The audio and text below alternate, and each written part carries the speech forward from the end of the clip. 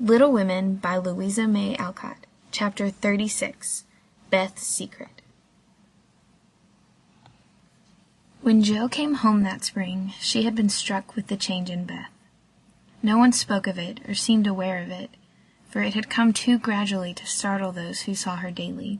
But to eyes sharpened by absence it was very plain, and a heavy weight fell on Jo's heart as she saw her sister's face. It was no paler, and but little thinner than in the autumn, yet there was a strange transparent look about it, as if the mortal was being slowly refined away, and the immortal shining through the frail flesh with an indescribably pathetic beauty. Jo saw and felt it, but said nothing at the time, and soon the first impression lost much of its power, for Beth seemed happy. No one appeared to doubt that she was better, and presently, in other cares, Jo for a time forgot her fear. But when Laurie was gone, and peace prevailed again, the vague anxiety returned and haunted her. She had confessed her sins and been forgiven, but when she showed her savings and proposed a mountain trip, Beth had thanked her heartily, but begged not to go so far away from home. Another little visit to the seashore would suit her better, and as Grandma could not be prevailed upon to leave the babies, Jo took Beth down to the quiet place, where she could live much in the open air, and let the fresh sea breezes blow a little color into her pale cheeks. It was not a fashionable place, but even among the pleasant people there, the girls made few friends, preferring to live for one another. Beth was too shy to enjoy society, and Jo too wrapped up in her to care for anyone else. So they were all in all to each other, and came and went, quite unconscious of the interest they excited in those about them, who watched with sympathetic eyes the strong sister and the feeble one, always together, as if they felt instinctively that a long separation was not far away. They did feel it, yet neither spoke of it, for often between ourselves and those nearest and dearest to us there exists a reserve which it is very hard to overcome. Jo felt as if a veil had fallen between her heart and Beth's, but when she put out her hand to lift it up, there seemed something sacred in the silence, and she waited for Beth to speak. She wondered, and was thankful also, that her parents did not seem to see what she saw, and during the quiet weeks when the shadows grew so plain to her, she said nothing of it to those at home, believing that it would tell itself when Beth came back no better. She wondered still more if her sister really guessed the hard truth, and what thoughts were passing through her mind during the long hours when she lay on the warm rocks, with her head in Jo's lap, while the winds blew healthfully over her and the sea made music at her feet.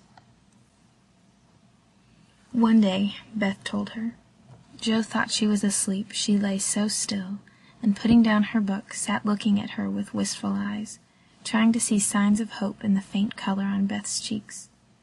But she could not find enough to satisfy her, for the cheeks were very thin, and the hands seemed too feeble to hold even the rosy little shells they had been collecting. It came to her then more bitterly than ever that Beth was slowly drifting away from her, and her arms instinctively tightened their hold upon the dearest treasure she possessed. For a minute her eyes were too dim for seeing, and when they cleared, Beth was looking up at her so tenderly that there was hardly any need for her to say, "Jo, dear, I'm glad you know it. I've tried to tell you, but I couldn't." There was no answer except her sister's cheek against her own, not even tears, for when most deeply moved, Jo did not cry. She was the weaker then, and Beth tried to comfort and sustain her, with arms about her and the soothing words she whispered in her ear. "I've known it for a good while, dear, and now I'm used to it. It isn't hard to think of or to bear. Try to see it so, and don't be troubled about me, because it's best, indeed it is." "Is this what made you so unhappy in the autumn, Beth? You did not feel it then and keep it to yourself so long, did you?" asked Jo, refusing to see or say that it was best, but glad to know that Laurie had no part in Beth's trouble. "Yes, I gave up hoping then, but I didn't like to own it. I tried to think it was a sick fancy, and would not let it trouble anyone. But when I saw you all so well and strong and full of happy plans, it was hard to feel that I could never be like you, and then I was miserable, Jo." "Oh, Beth, and you didn't tell me? Didn't let me comfort and help you? How could you shut me out, bear it all alone?" Joe's voice was full of tender reproach, and her heart ached to think of the solitary struggle that must have gone on while Beth learned to say goodbye to health, love, and life, and take up her cross so cheerfully. Perhaps it was wrong, but I tried to do right.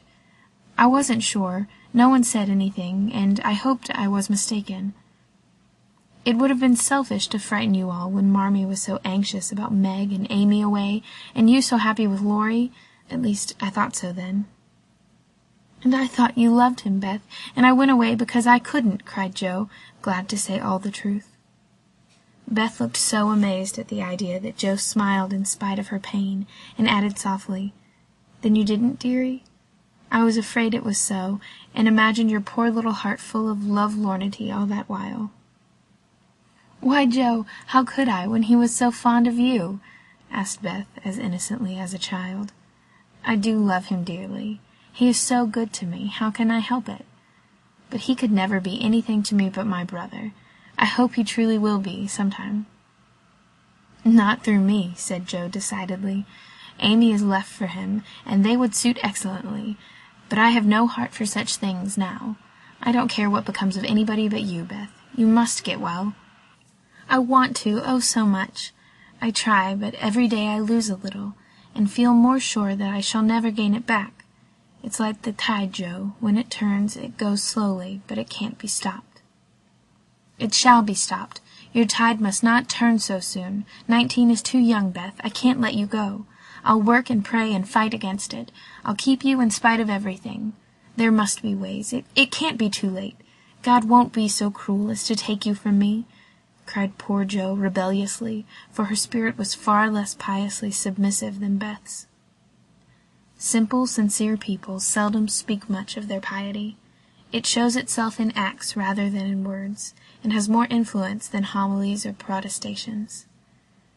Beth could not reason upon or explain the faith that gave her courage and patience to give up life and cheerfully wait for death. Like a confiding child, she asked no questions, but left everything to God and nature, Father and Mother of us all, feeling sure that they, and they only, could teach and strengthen heart and spirit for this life and the life to come. She did not rebuke Joe with saintly speeches, only loved her better for her passionate affection, and clung more closely to the dear human love from which our Father never means us to be weaned, but through which he draws us closer to himself. She could not say, "I'm glad to go," for life was very sweet for her. She could only sob out, "I try to be willing," while she held fast to Joe as the first bitter wave of this great sorrow broke over them together. By and by Beth said, with recovered serenity, "You'll tell them this when we go home?" "I think they will see it without words," sighed Joe, for now it seemed to her that Beth changed every day. "Perhaps not. I've heard that the people who love best are often blindest to such things. If they don't see it, you will tell them for me. I don't want any secrets, and it's kinder to prepare them. Meg has John and the babies to comfort her, but you must stand by Father and Mother, won't you, Joe?" "If I can. But, Beth, I don't give up yet. I'm going to believe that it is a sick fancy and not let you think it's true," said Joe, trying to speak cheerfully. Beth lay a minute thinking, and then said in her quiet way, "I don't know how to express myself, and shouldn't try to anyone but you, because I can't speak out except to my Joe. I only mean to say that I have a feeling that it never was intended I should live long. I'm not like the rest of you. I never made any plans about what I'd do when I grew up. I never thought of being married, as you all did. I couldn't seem to imagine myself anything but stupid little Beth, trotting about at home, of no use anywhere but there. I never wanted to go away, and the hard part now is leaving you all. I'm not afraid, but it seems as if I should be homesick for you even in heaven." Joe could not speak, and for several minutes there was no sound but the sigh of the wind and the lapping of the tide. A white-winged gull flew by, with the flash of sunshine on its silvery breast. Beth watched it till it vanished, and her eyes were full of sadness. A little gray-coated sandbird came tripping over the beach, peeping softly to itself, as if enjoying the sun and the sea. It came quite close to Beth, and looked at her with a friendly eye, and sat upon a warm stone, dressing its wet feathers, quite at home. Beth smiled and felt comforted, for the tiny thing seemed to offer its small friendship and remind her that a pleasant world was still to be enjoyed. "Dear little bird, see, Joe, how tame it is. I like Peeps better than the gulls. They are not so wild and handsome, but they seem happy, confiding little things. I used to call them my birds last summer, and Mother said they reminded her of me, busy, Quaker-colored creatures, always near the shore and always chirping that contented little song of theirs. You are the gull, Joe, strong and wild, fond of the storm and the wind, flying far out to sea, and happy all alone.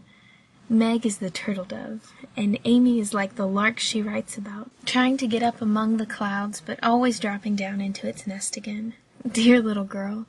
She's so ambitious, but her heart is good and tender, and no matter how high she flies, she never will forget home. I hope I shall see her again, but she seems so far away. She is coming in the spring, and I mean that you shall be all ready to see and enjoy her.